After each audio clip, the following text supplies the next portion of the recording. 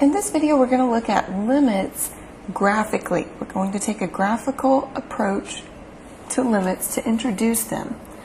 So the question is, when you're talking about limits, is what happens to the y values near a particular x value. So in this function right here that's graphed, at x equals 2, there's a little break here, which really has nothing to do with limits, but we're going to focus on the x value of 2 for the introduction to limits here. So we say, as x approaches 2 from the left.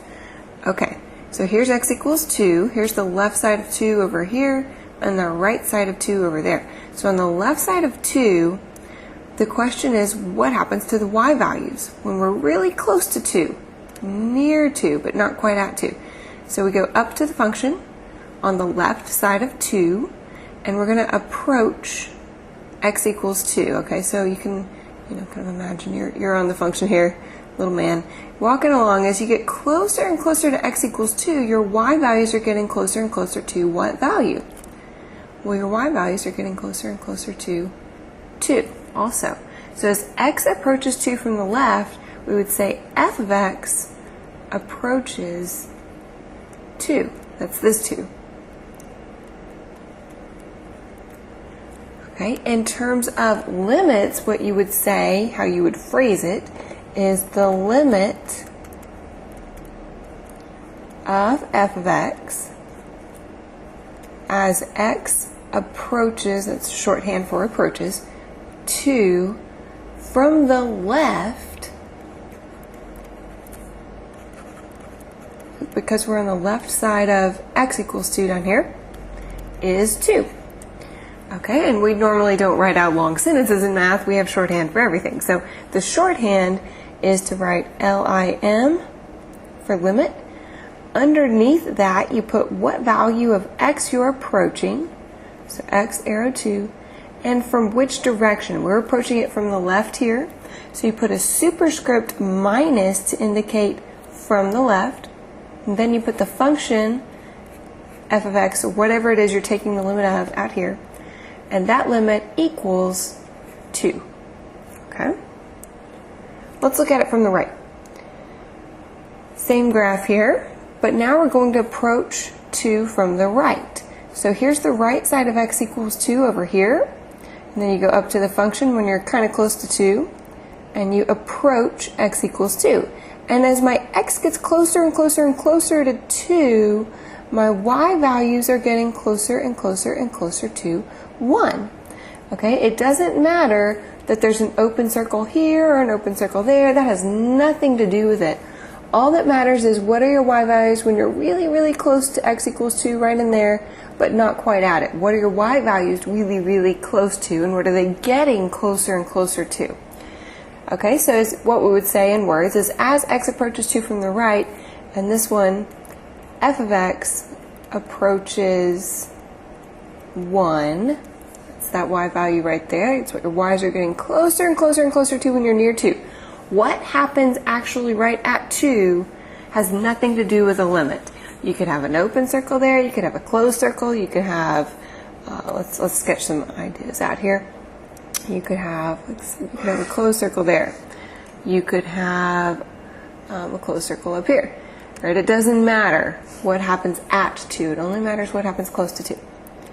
So in terms of limits, you would say the limit of f of x as x approaches 2, and let's go ahead and use the shorthand here, from the right is superscript plus to indicate from the right is 1, or in shorthand LIM, the limit as x approaches 2 from the right of the function. You always have to put something out here in front. What are you taking the limit of? And you can say f of x, or you could actually have a whole equation here. In this example, those y values were getting closer and closer to 1. So the limit equals 1.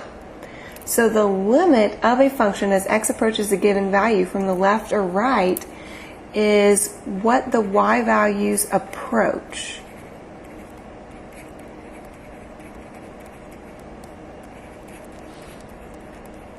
It's all about what they approach as you get closer and closer and closer to your particular x value. Okay, and what I was saying a moment ago is that what happens at 2 doesn't matter at all, has no impact on the limit itself. So the limit of f as x approaches some value of c, and f of c, that's the y value at c, are completely independent. Okay, they're separate quantities. If you're finding f of 2, that's a very different question than finding the limit as x approaches 2. And sometimes your answer will be the same, often it will. In fact, we'll look at one right here where they are the same, but they are different. You're looking at different things to find a limit and a y value f of c. Here's the graph of y equals x squared. So I want to find 2 limits here. The limit as x approaches 4 from the left of x squared, and the limit as x approaches 4 from the right of x squared. Okay, so let's start with the left. So here's 4. You go just over to the left of 4, then up to the function, and imagine kind of walking along the function here.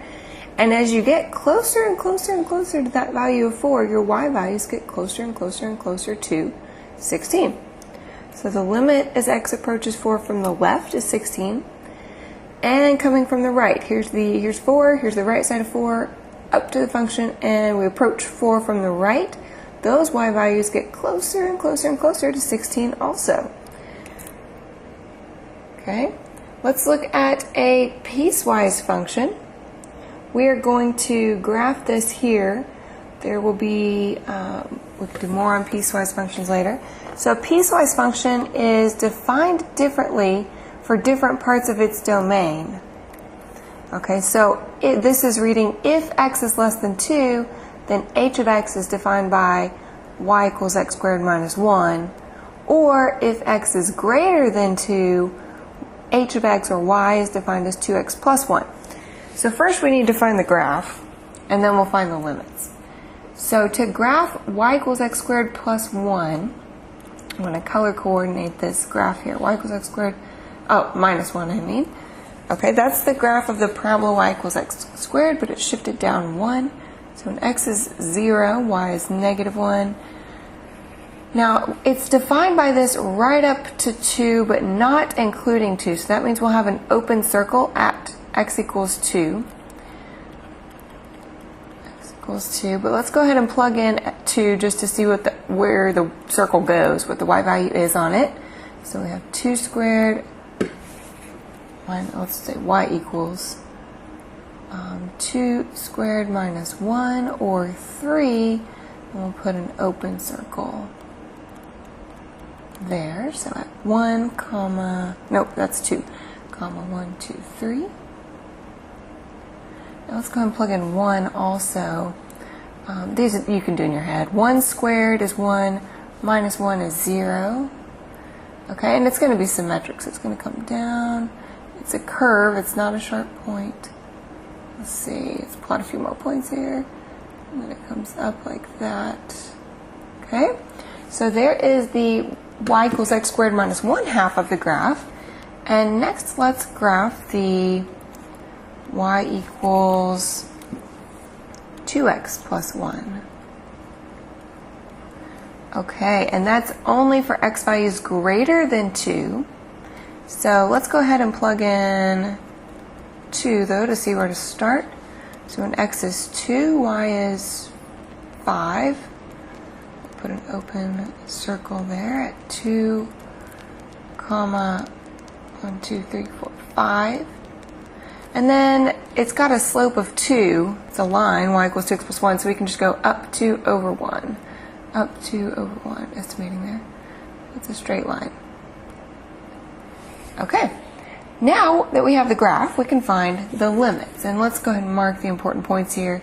That was a 3, this was a y value of 5, and that's the x value of 2 there. So we're going to find the one-sided limits at 2. One-sided limits means limit from the left and limit from the right. So the limit as x approaches 2 from the left of h of x Let's see, for that one, we'll go to the left side of 2 over here, so we're on this function. And as we get closer and closer and closer to 2, my y values look like they are approaching 3. So that limit equals 3. And the limit as x approaches 2 from the right of h of x, over here, here's 2, here's the right side of 2. We're going to go up to the function and down, and our y values are approaching 5. Notice h is undefined at 2. We have an open circle in both directions, but that doesn't matter because that open circle only indicates that h of 2 is undefined, but all the x values right near 2 do have a defined y value. Okay, in most of the examples we've done so far, the limit from the left has been different from the limit from the right, but we did look at this one example right here where they were the same. Y equals x squared. It's just a simple quadratic, so the limit as x approaches 4 from the left is 16 and from the right is 16. And if both limits are the same, we can just say the general limit as x approaches 4, and you don't put from the left or right, you just have limit as x approaches 4 of x squared equals 16. Okay, so that you can only do that if both the limit from the left and right are equal. And that's what this says right here. If the left and right limits of f at x equals c are both equal to L, then the limit as x approaches c of f of x also equals L. Notice there's not a superscript, a minus or plus, because this is a general limit. It implies that both the left and right limits equal L. And if they are not equal, if the left and right limits at c of f, that's a typo, of f at c are not equal, then the limit as x approaches c of f of x, you can say is undefined or does not exist. Capital D and E is a common shorthand for does not exist. So as I just stated in the example above, that limit equaled 16. So that's it for this video on limits graphically.